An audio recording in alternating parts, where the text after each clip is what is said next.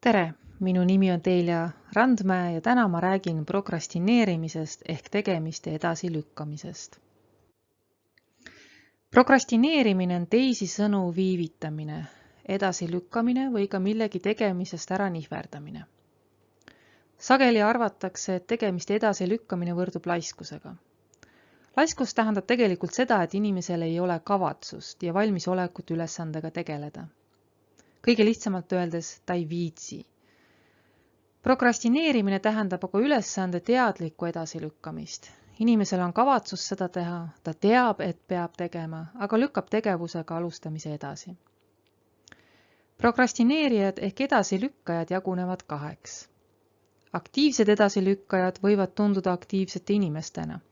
Nad teevad midagi asjalikku sel ajal, kui nad ei tee seda, mida nad peaks tegema. Ja nad saavad ka tähtajaks valmis oma asjad, lihtsalt et aktiivsed edasilükkajad lasevad ennast tihti teistest vajalikest tegevustest kaasa haarata. Kuigi aktiivne edasilükkaja saab oma asjad õigeks ajaks tehtud, siis igasugune venitamine on kahjulik, sest kuni asjad on tegemata, on inimene sellepärast stressis ja see mõjutab kogu elu kvaliteeti. Passiivsetel edasilükkajatel puudub tahe oma asju õigel ajal ära teha.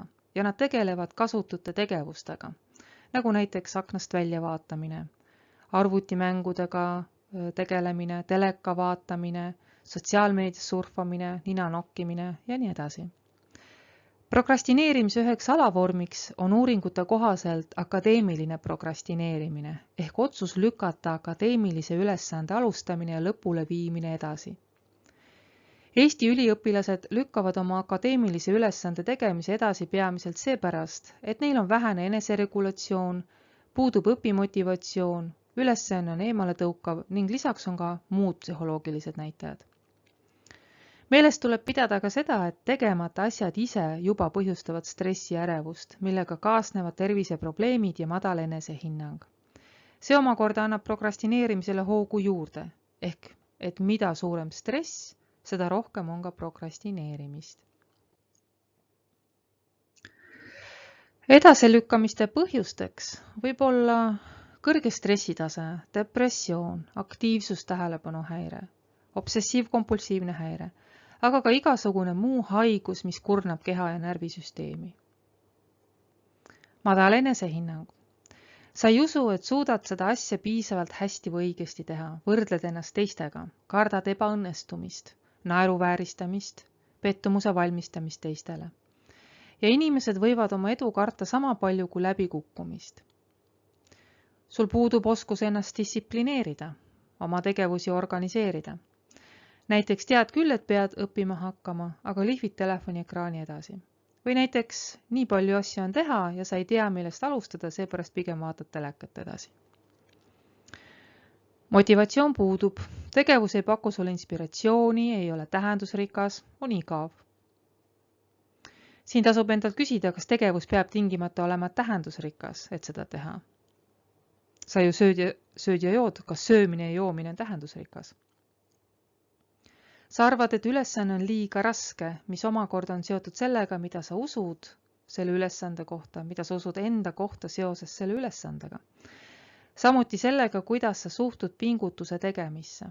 Kui sa usud, et kõik peab olema lihtne, siis ilmselt jääb sul enamus asju elus tegemata. Sul on raske hoida tähelepanu ühel asjal.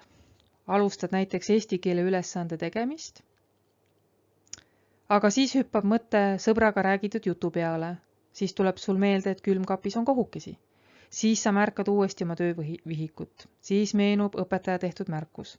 Seejärel tekib sul kiiresti impulss kontrollida oma sotsiaalmeediakontot. Siis tundub, et tegelikult peaks alustama hoopis matemaatikast. Siinkohal tasub meeles pidada, et keskendumisraskused võivad olla erinevate terviseseisundite sümptomiks. Lisaks aktiivsustähelepanu häirele võib näiteks mingi toidutalumatus või allergia, raskemetallide kuhjumine kehas.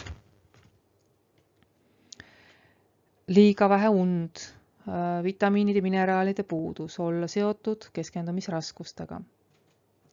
Häirivad tegurid keskkonnas võivad olla telefon, telekas, arvuti, koduloomad, tänavalt või teisest toast kostev müra. teised tegelemist vajavad ülesanded.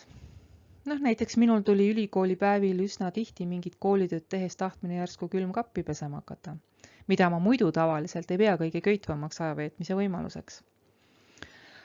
Aga need muud tegelemist vajavad asjad võivad olla ka sõprade ja pereliikmetega ajaveetmine, kassi või koeraga jalutamas käimine.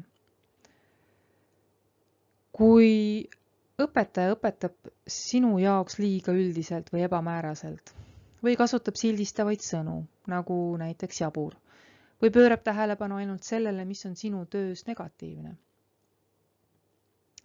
Raskused aja planeerimisega.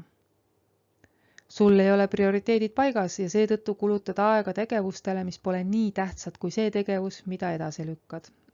Ja võib-olla sa ei oska ka hinnata, kui palju mingi tegevusega tegelemine tegelikult aega võtab.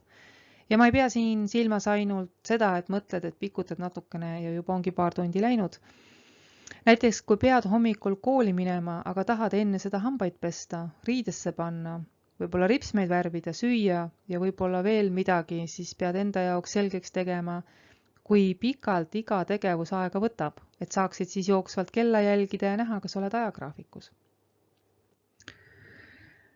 Prokrastineerimisest on võimalik lahti saada.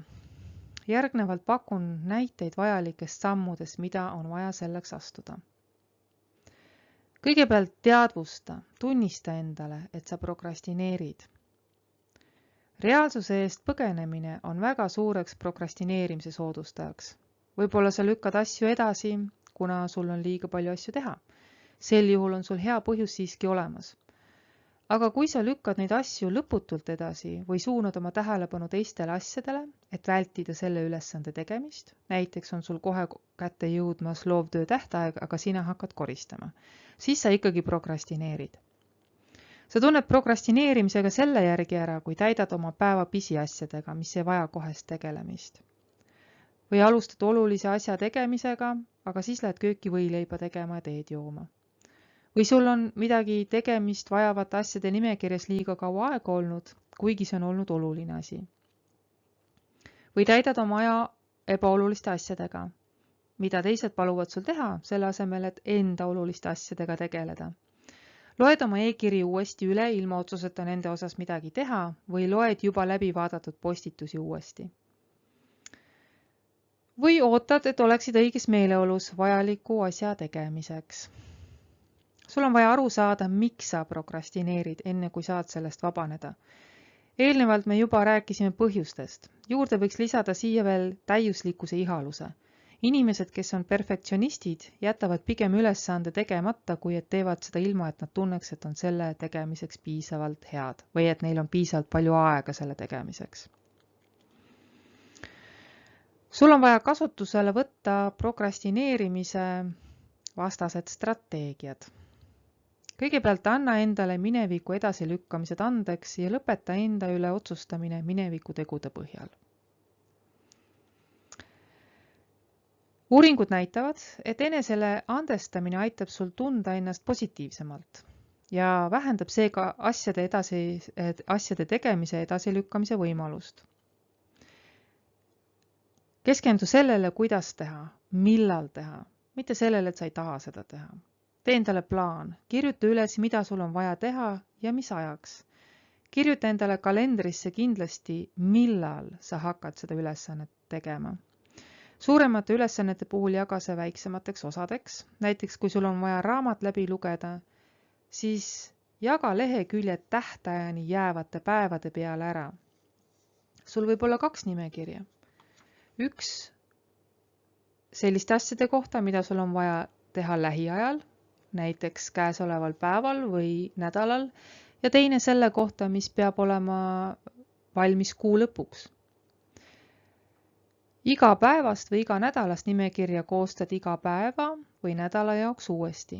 Kui asi on tehtud, tõmbad sellele joone peale. Sel moel näed oma edenemist visuaalselt ja see võib motiveerida järgmisi asju tegema. Kui oled oma paika pandud plaanist kinni pidanud, siis tunnusta ennast.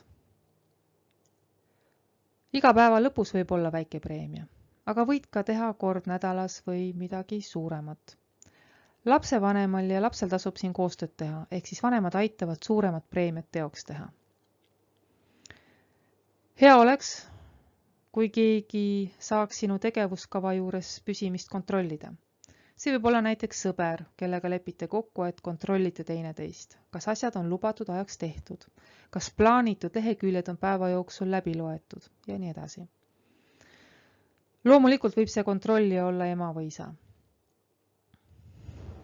Elu on märkimisväärselt lihtsam, kui teed asjad ära kohe, kui need tekivad, võrreldes sellega, kui lased neil kuhjuda ja siis lased nendel kuhjunud töödel oma kuklas ennast piinata.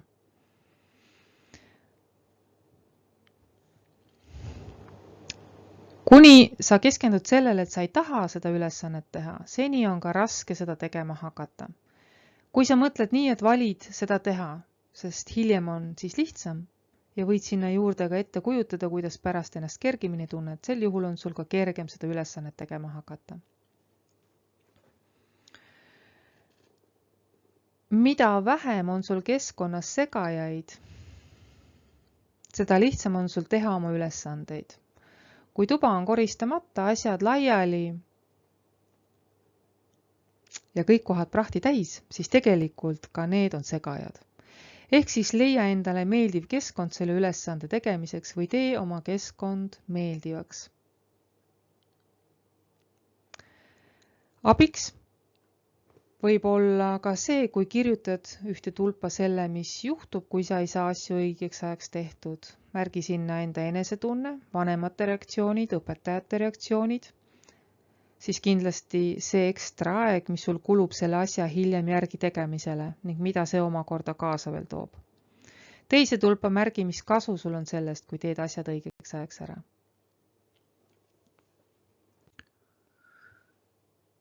Nii hirmutavalt, kui see ka ei kõla, siis sul tuleb hakata neid asju tegema, kui tahad kuhugi jõuda. Vastumeelsete asjade, ehk nagu ma seda ka hellitavalt nimetan, jälestusasjade muskli treenimiseks on kokkuvõtvalt 3 kuldset reeglit.